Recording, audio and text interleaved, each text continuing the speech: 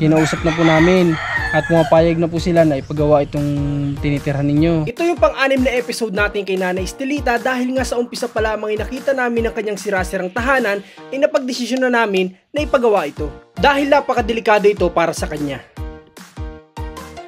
Kung pwede pong masimulan bukas, magpapadala kami dito ng materyales, pasisimulan na po natin yung bahay ninyo, ano?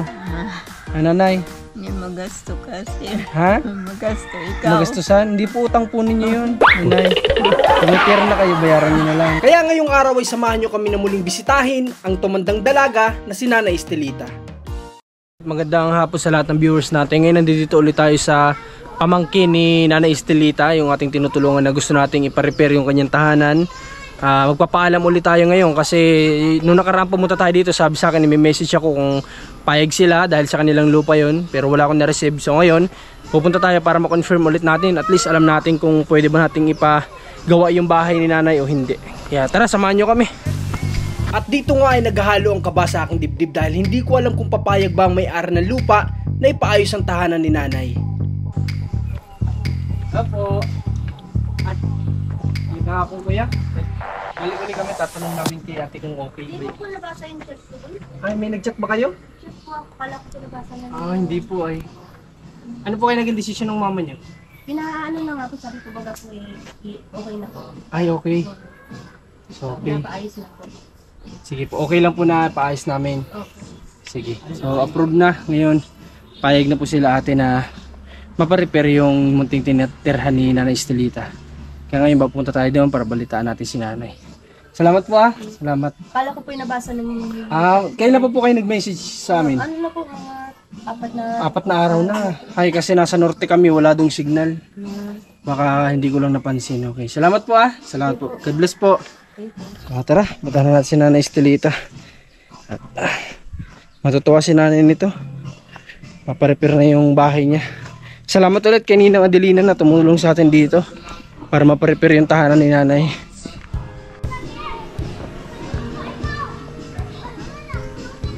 Kaya't agad-agad kami nagbiyahe ng mga oras na ito upang puntahan si Nanay Estelita upang ipaalam sa kanya ang magandang balita na pwede nang ipaayos ang kanyang tahanan.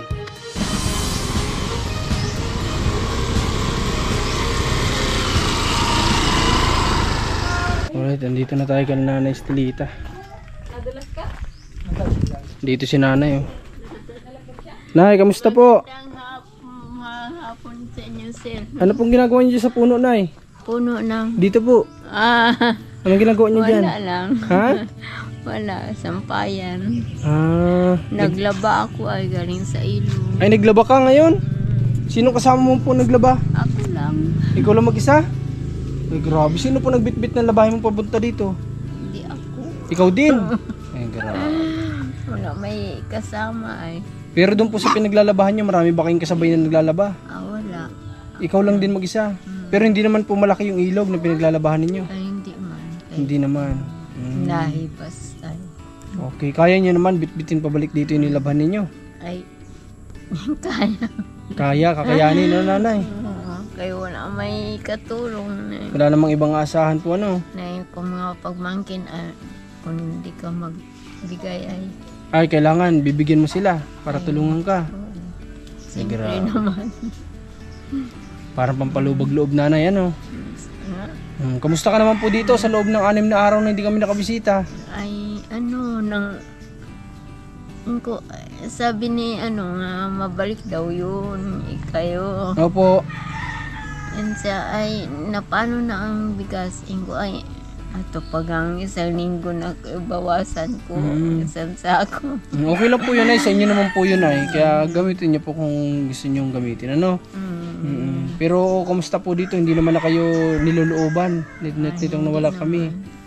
Kaya yung isang business ay nawalaan ko 750 pati ang wallet ay wala na. Yun po yung kunikuto niyo sa amin noong nakaraan. Kay nagpunta ako sa Katabagwangan ay wala na. Okay.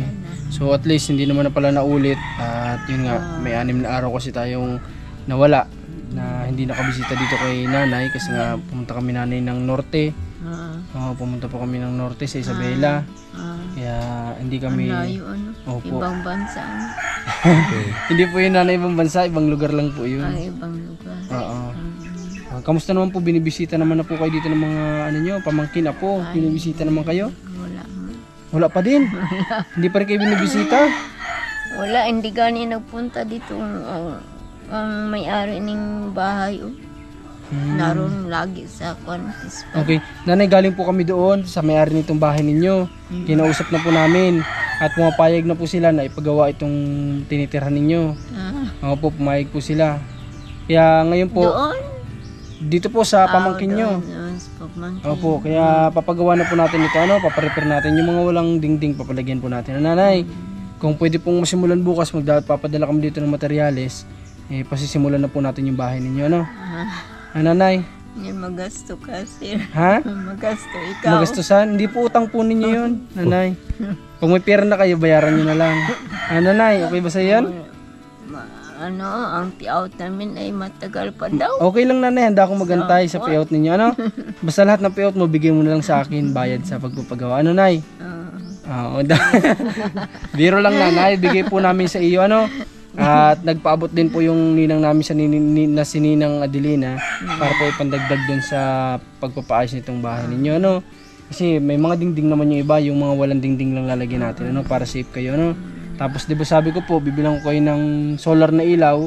Once na maikabit na po yung mga dingding, lalagyan natin ng ilaw kayo, ano? Ang hirap ay wala kong lighter. Lighter lang ang gamit ninyo. Gamit ko. Ba't wala po kayong gasera? Hindi kayo gumagamit ng gasera? Ay, wala man daw gas sa bahay. Wala nang nabibili ng gas. Ano nanay?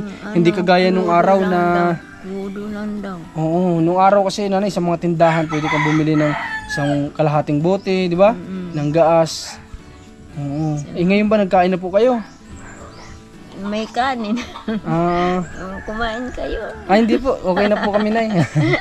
Ito ba yung tuta mo nung nakaraan? Ha? Yung pong malaking aso, nasa na? Doon ay... Hindi yun sa akin. Ay, sa inyo na daw po yun, ay. Kayo na daw pong bahala doon, magpakain. Hindi na ako ipakain kay iya. Ayaw ninyo? Gusto. Magastos. Sa nga, taba ay. Okay. Magabi na doon na natulog. Doon na natutulog. Nanay, itong pamangkin niyo po na pinupuntahan niyo doon, kumusta, napunta pa kayo doon? Ay, napunta ko na sila mo hindi napunta dito. Pero napunta kayo doon po sa pamangkin ninyo. Kumusta po kapag pumupunta kayo doon, naglalakad pa rin kayo?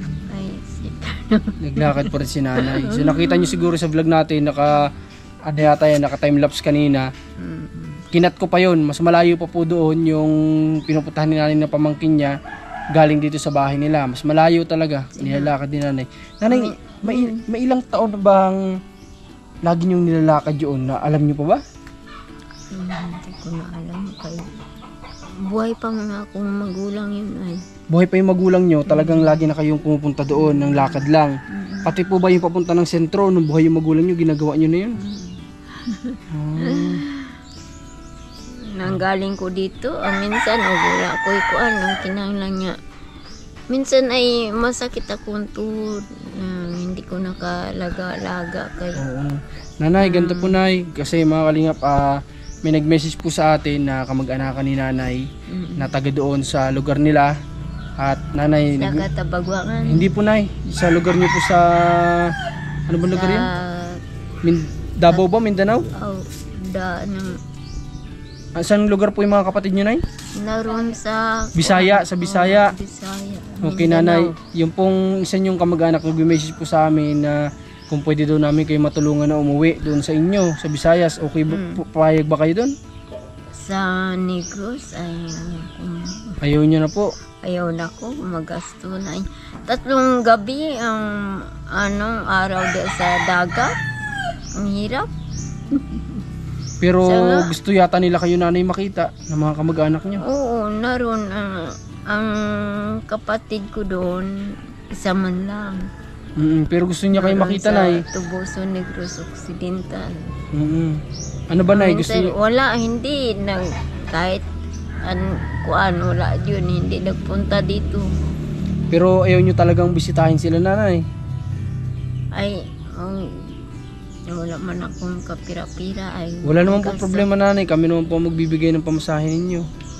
ano ay, ng 3 gabi kang, amang mo na, maglakad ka sa punta ng CR. Ganun-ganun ka, oh. Malayo. Malayo nga. Eh di madala tayo ng Arnola para doon ka na pumaihi, tatapon mo na lang sa dagat. Mahirap ay. Ha?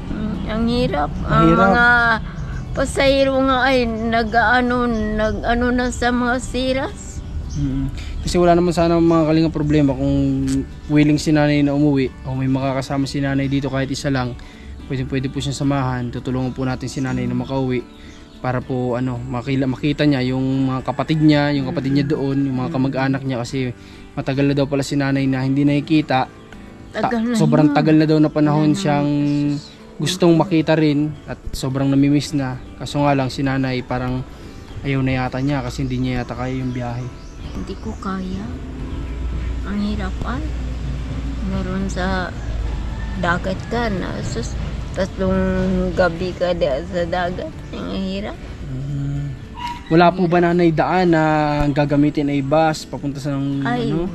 Wala po talagang dagat talagang dadaanan. Maano ka matawid ka din sa dagat. Ganun pa rin, dagat pa rin talaga. Okay, wala pa rin itong Kay choice. Marcos sa tubig. Tapos mababa ka sa Marcos sa apoy. Sa San Carlos. San Carlos. Yung Marcos sa tubig nanay, lugar yun? Barangay? Parang ganyan? Ng Marcos sa tubig. Opo. Oo. Barangay po yung bayan. Barangay. Bayan yun. Bayan. Yun ang unang dadaanan bago San Carlos. San Carlos. Tapos sa inyo na yung sunod. Mm-hmm. Okay. Sige na, basta pag-isipan nyo po ha. Kung gusto nyo magsabi po kayo sa amin, kung may willing sa inyo sumama na kamag-anak nyo dito. Para babalik din naman kayo dito at ipapagawa po natin yung bahay ninyo. Ano? Sige. Ha? Magasto kayo. Wala pong problema, 'di ba? Sabi ko nga po utang naman po 'yun. Mabayaran niyo naman. Ano nanay? Okay, sige. Okay, tingnan na, pakita ulit namin sa inyo yung bahay ni nanay na kailangan nating Hirap ay. Pakita namin na yung bahay mo nay. Okay, so ito may mga ano naman siya dito. May mga dingding naman siya na matibay pa. So, titingnan natin kung kailangan palitan o hindi. Kapag matibay pa naman, dyan na lang. Huwag na natin galawin yan. At yung lahat lang ng wala, yun ang natin. Kasi yun po yung usap namin na kung ano yung mga walang dingding, yun lang yung papalitan. Kasi yun nga, pinagbigyan lang tayo ng may-ari dito na ipa-repair ito. No, kasi hindi sinanay yung may-ari nito ay. So tara, tingnan pa natin dito. Ito, kagaya nito, sira-sira na ito. Itong dingding na ito yan, lalagyan yan. Kailangan malagyan yan dyan. Kailangan malagyan ng hard deflex ito. Kasi ganun din kung lalagyan natin likod, open din dito. Di bale wala din. Pero bakal yata to. Bakal yun. Ito yata yung sa landingan ng eroplano. Ang hirap ay. Diyan, wala ay. Ito talagang medyo wala na talaga yung dingding niya. Ito, sa gilid. Ito yung gilid ng bahay ni nanay. Ito, nilagyan lang ni nanay ng mga... Ay, may gagamba.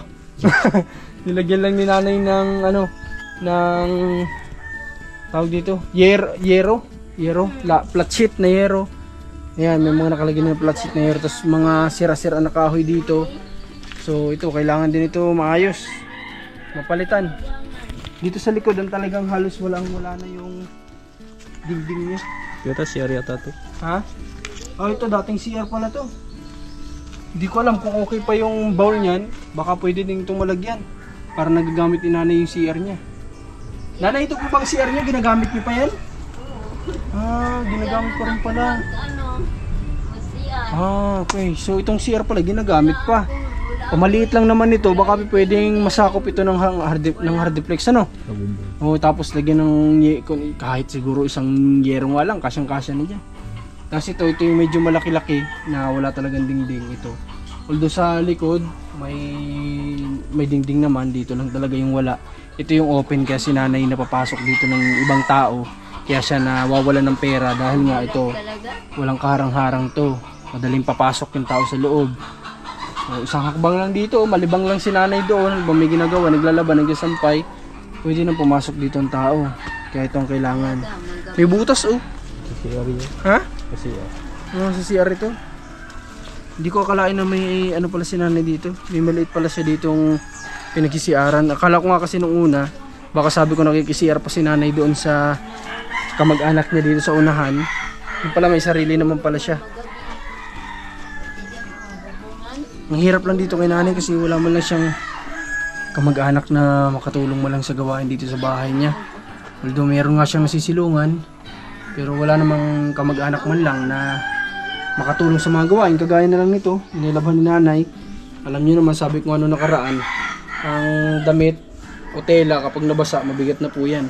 So mula sa ilog doon, dadalhin pa yan ni nanay papunta dito, bitbit niya pa ito. Nanay, parang yung labahan niyo na po yun, parang 3 buwan na po yun ha. Hindi na ako nasabunan. Ha? Itapon niyo na po yan, nanay. Itapon niyo na po yan, mabibilhan na lang kayo ng bago. Sayangan ako ay. Tawag na po kayo masayangan kasi 3 buwan na po yan, nanay ay. Hindi na ako. Baka po kahit laban po ninyo yan, hindi naman po maalis ang amoy niyan. O, kaya tapon nyo na lang po yan. Ano? Ipatapon nyo po sa apo nyo kung saan dyan. Huwag nyo na po yan laban, nanay. Sa ilog yan. Tapon. Oo, tapon nyo na po kasi ano, 3 buwan na po yan dyan na nakikita ko. Parang magta-3 buwan na. Yeah, mula yung pagpunta dito. Oo, mula po kasi nang pumunta ako, nandito na po yan. Laban. Ngayon ako nakalabang nga.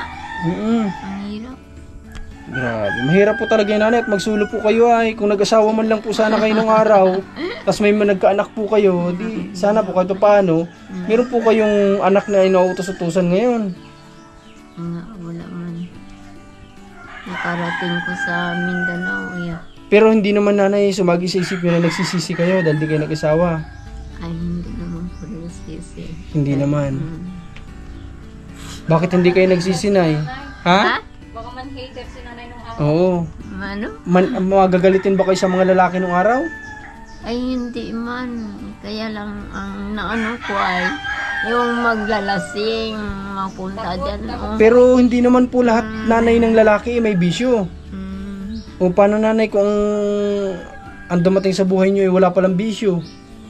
Dapat nanay nag-open din, pinuksan nyo rin po yung puso nyo sa ibang lalaki, hindi lang sa isa. O nanay? Sama. Ngayon gusto nyo pa ba mag-asawa? Ay, Ha? ayaw ko na.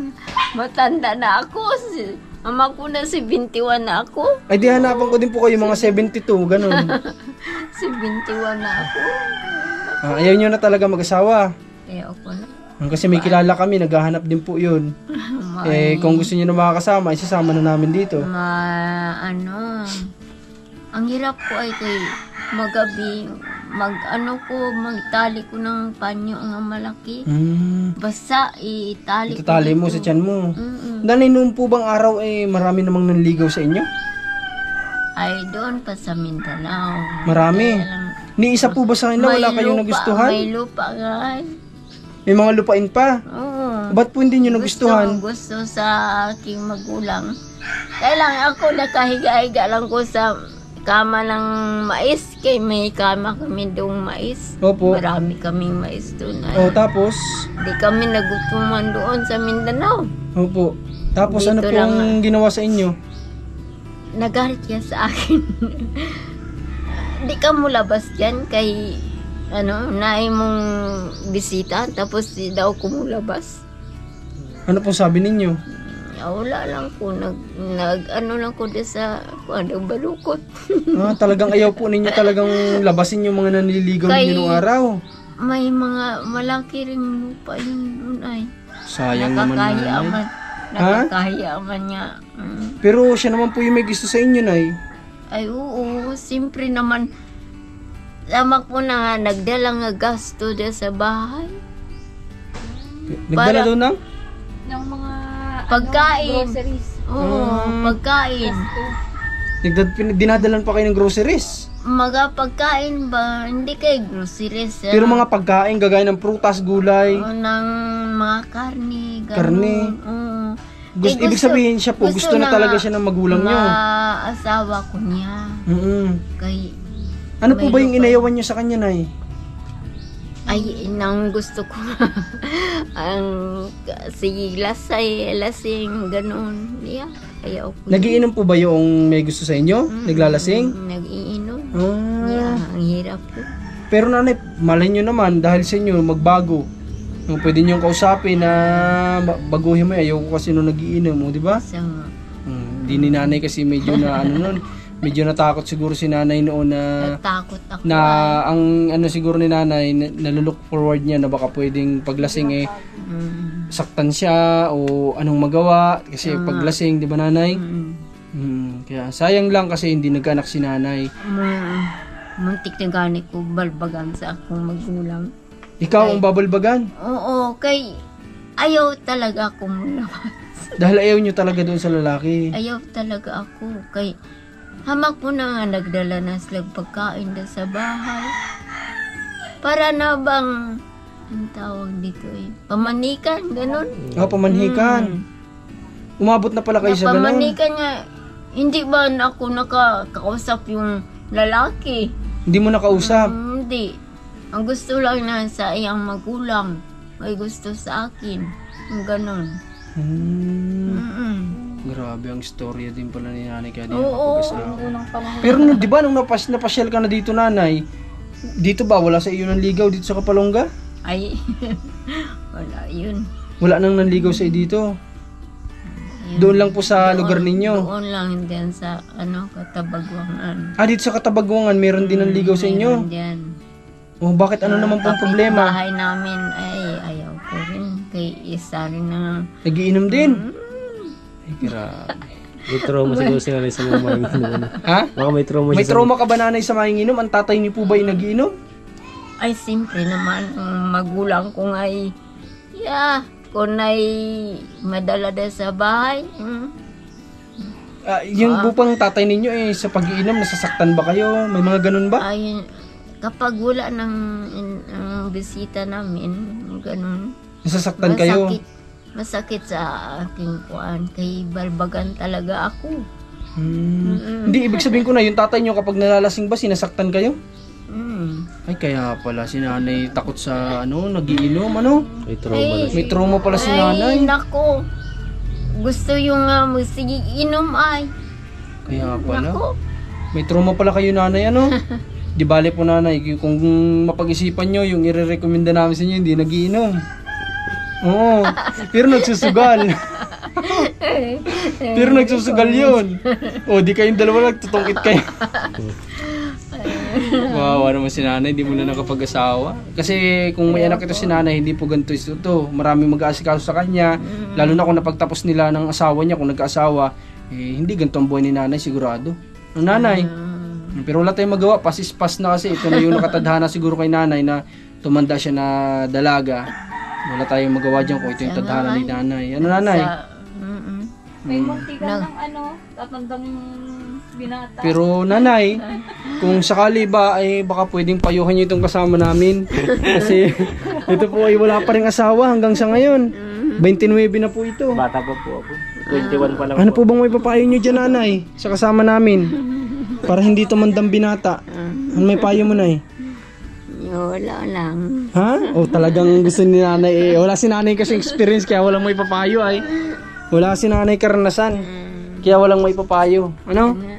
Okay, sige na, basta bukas. Sige. Babalik kami dito, dala namin ng materyales at pupunta ako dyan ngayon sa karpintero dyan, kakusapin ko po. Ano? Sige. Ha? Sige, Okay, sige sana. nanay. Sana maging masaya ka kapag Magasto ikaw. wala pong problema nay. Ano? Dahil tayo po ay tinutulungan tayo ni Lord para makatulong sa mga kagaya niyo po. Ano? Kagaya nga niya, nagbigay si Ninang Adelina ng 5,000 pesos para may pandagdag naman namin sa pambiling materyales. Ano? Nanay? Naroon sa kuan, sa Cavite. Nasa Cavite po, nasa Batangas, nasa kung saan pong lugar. Sige. Sige po nanay ha? Sige. Mag-ingat ka dito, bukas babalik kami dito ha? Sige. Okay, sige po. Sige, maraming salamat. Okay po nanay, walang anuman. So ngayong araw ay napadaan lang kami din dito at sabi ko nga, nandito na rin lang, alamin na namin kung mapapagawa ba namin bukas yung bahay o hindi. Daw ngayon. Nanay, ang araw po ngayon ay Martes. Opo. Martes ngayon. So, bukas Miyerkules, mapasimulan na natin itong bahay niya. Kapitbahay namin ay mabalik yun. Opo na, ibabalik talaga kami kasi Dala ng bigas ay. Opo, kasi nangako po ako na tutulungan ko kayong maparepair yung bahay ninyo, no? Okay, so tara mga kalingap at Pupunta na rin kami, Nay, ha? Sige, maraming Mag-ingat ka po salamat. dito. Wala pong ano man, Nay. Mag-ingat kayo Okay sa po, Nay. pagsakay. Sige po. God bless sa lahat. God bless po.